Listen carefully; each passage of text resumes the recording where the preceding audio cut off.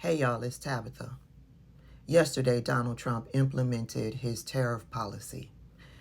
Today, when I woke up, I saw that there was a bloodbath happening over there at the stock market.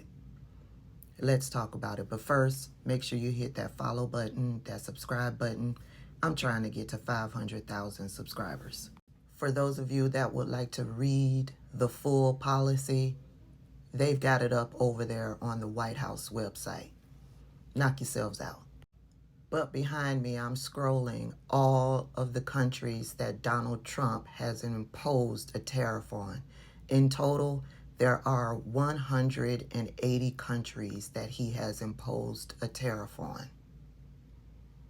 Some countries will impose a 10% base rate tariff, but other countries, they will impose a tariff of much more.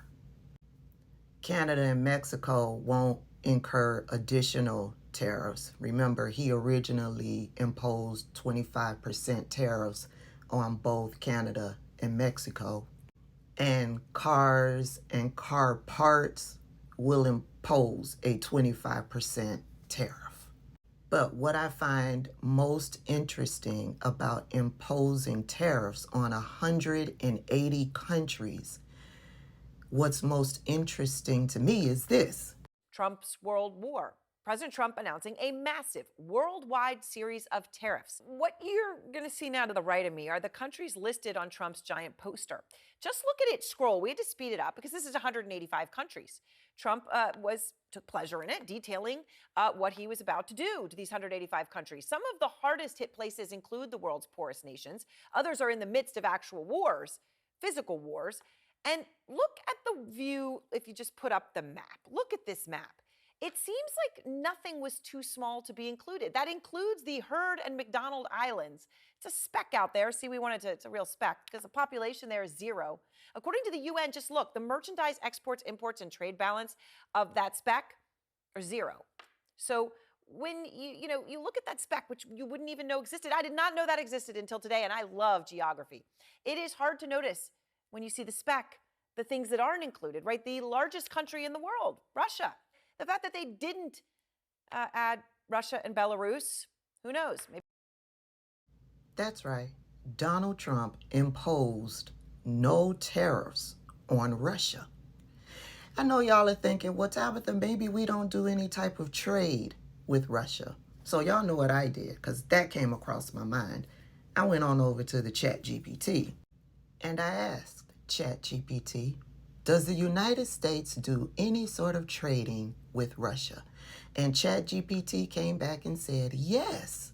The United States continues to engage in limited trade with Russia, though the volume has significantly decreased in recent years due to sanctions and geopolitical tensions.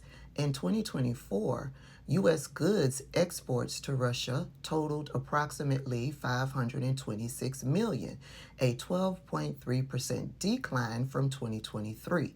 Imports from Russia were about $3.0 billion in 2024, down from 34.2% from the previous year, resulting in a goods trade deficit of $2.5 billion. And so I asked, what do we trade with Russia? What do we get imported in from Russia?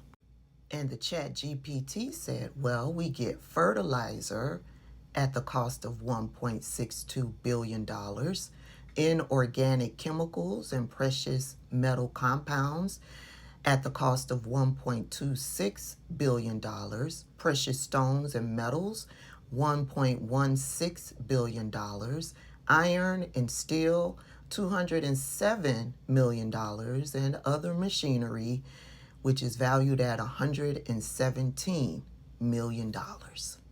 But yet, Donald Trump has chosen to impose tariffs on all of these countries. Every last one of them. Look at how fast it's going. That's a lot.